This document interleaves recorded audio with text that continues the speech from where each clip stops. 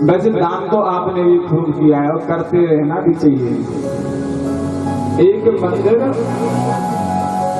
और मंदिर के द्वार पर एक भिखारी रहा करता था।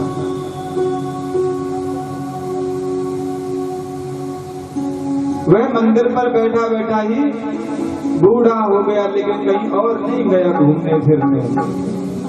मंदिर पर यदि कोई दान देने आता था तो उसे मना कर देता कि भैया इसके बदले में चाहे मुझे रोटी 2 रोटी दे जा, रुपए पैसे का करना भी क्या है, घर तो मेरा है नहीं, मैं तो केवल मंदिर पर ही रहता हूँ और मंदिर पर क्या मंदिर के बाहर रहता हूँ। तो जो भी कोई आता सबसे यही बात कहता था।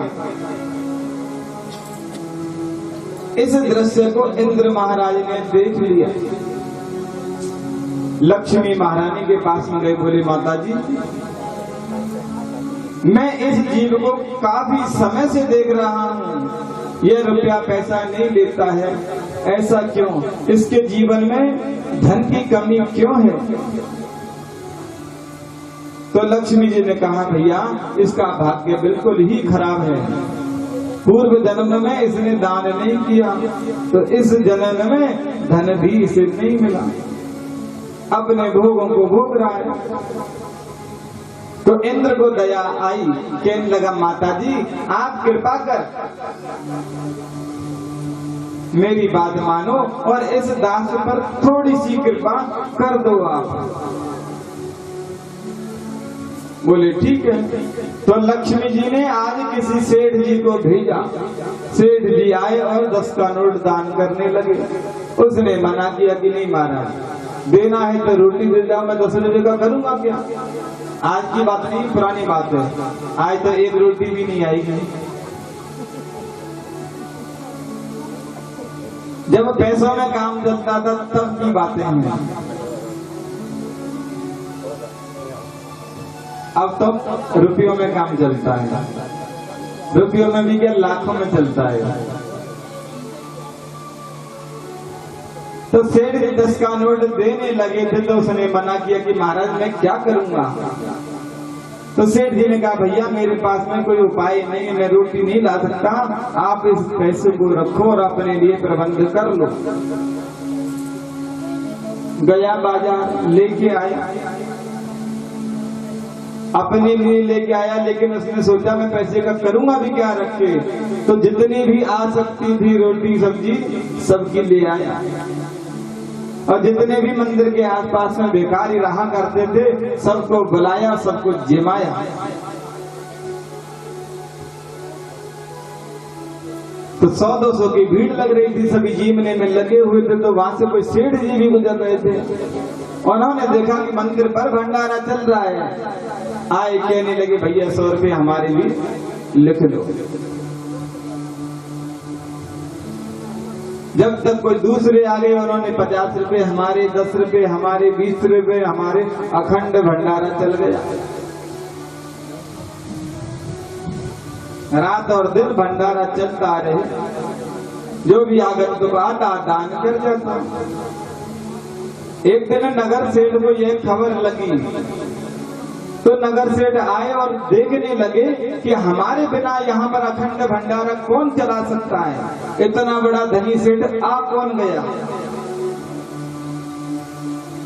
देखा तो वह भिखारी था। सेठ जी के कोई संतान थी नहीं। सेठ जी कहने लगे मुझे लगता है यह सच्चा है, ईमानदार है।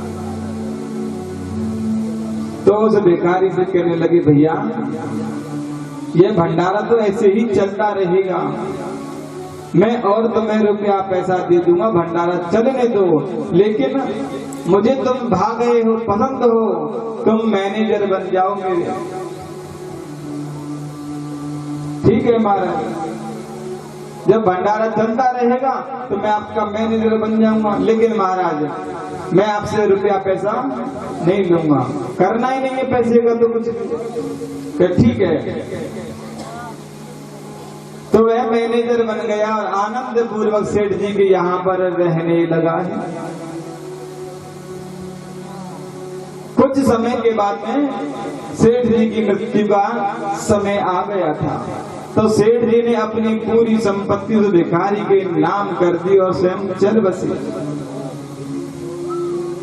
आज इंद्र जी माता लक्ष्मी के पास में आए, बोले माता जी आपने तो कहा था कि इसके भाग्य में लक्ष्मी है ही नहीं, धन है ही नहीं, आए तो ये अरबपति, भाग्य में नहीं था फिर क्यों मिला इसे?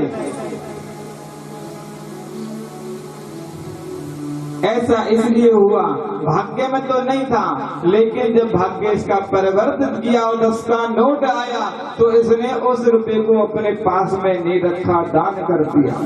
और दान करा हुआ बढ़ता रहता है, वह भंडारा बढ़ता रहा तो इसके पुण्य भी बढ़ने लगे।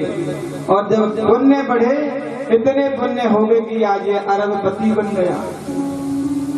तो कहने का भाव, दान करने से घटता नहीं है कोई व्यक्ति। यदि आपके मन में दान करने की आए तो खूब करना चाहिए और अपनी सामर्थ्य के हिसाब से खूब दान करो।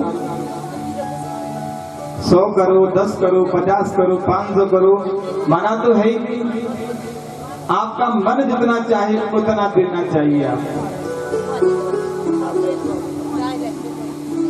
और नहीं करे तो मत दो, कोई जबरदस्ती तो है नहीं।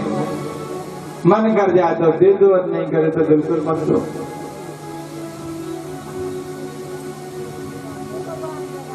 लेकिन जो दान देते हैं ना, वह आगे चल करके हमारे काम जरूर आता है। कलयुग में केवल यही तो साधन है, दान करे कल्याण। सतयुग में धर्म के 4 पैर थे, सत्य, दान, दया, पवित्रता। अब सत्य बताओ कौन बोलता है? बोलता है कलयुग में सत्य है, कुछ ही गिने चुने लोग मिलेंगे, नहीं तो साथ में झूठ तो बोलते दिनभर ही। रही पवित्रता की बात, तो पहले जैसे पवित्र कौन रहते हैं? और दया की भावना भी कुछ ही लोगों में है। गाय चाहे द्वार पर खड़ी खड़ी प्यासी मर जाए, नहीं जाएंगे। कुछ लोगों के मन में भाव आता है, दया आती है तो वह जाते हैं, गाय को बचाते हैं, जानवर को बचाते हैं। वैसे यह जो दया का भाव है गांव में तो होता है, सिटी में तो फिर भी नहीं होता। सिटी में तो किसी को किसी से मतलब ही नहीं। सड़क पर अगर कोई गिर गया, बचाने नहीं आएंगे, तुरंत मोबाइल लेंगे, फोटो खींचेंगे और तुरंत व्हाट्सएप पर, फेसबुक पर डालेंगे कि ऐसी ऐसी घटना फलानी जगह हो गई है। सबसे पहले फोटो मैंने खींची। क्या अवार्ड मिलेगा? क्या नहीं मिलेगा? क्या होता है फोटो लेने से? ऐसा तो है नहीं कि सबसे पहले आपने फोटो खींच ली तो आपको सम्मानित किया जाएगा। साहब युद्ध के मौके पर ये मौजूद थे, जब एक्सीडेंट हुआ था तो ये मौजूद थे, आपको बुलाया थोड़ी जाएगा।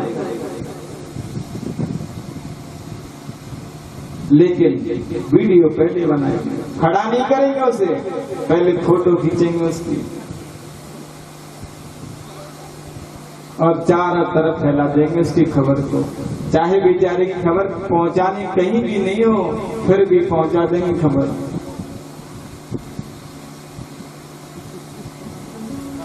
लेकिन गांव में तो फिर भी दया का भाव रहता है, जीवों के प्रति, मनुष्य के प्रति।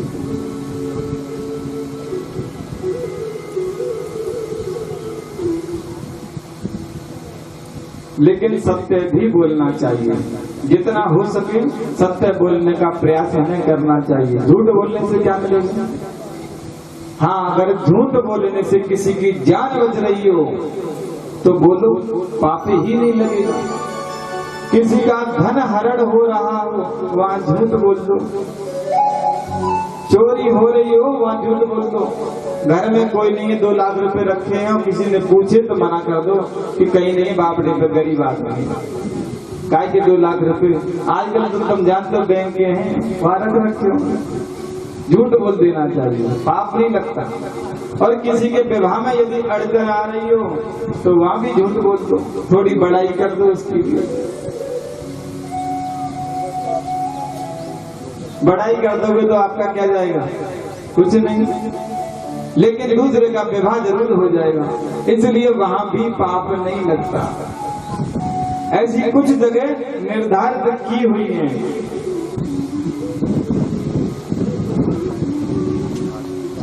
लेकिन सत्य बोलने का प्रयास हमें करना चाहिए।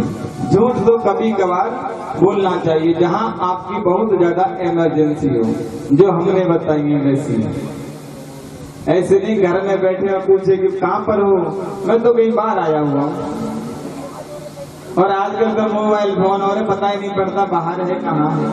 झूठ ही देना, झूठ ही देना, झूठ ही देना, झूठ ही देना, झूठ ही भोजन, झूठ चवैना, झूठ ही भोजन, झूठ चवैना, झूठ ही देना, झूठ ही देना, झूठ ही भोजन, झूठ चवैना।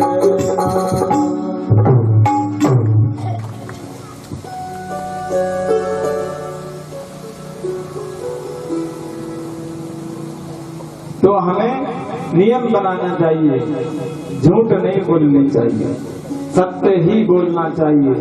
क्योंकि भागवत जी का जो प्रथम मंत्र है उसमें किसी भी देवी देवता का नाम नहीं लिया।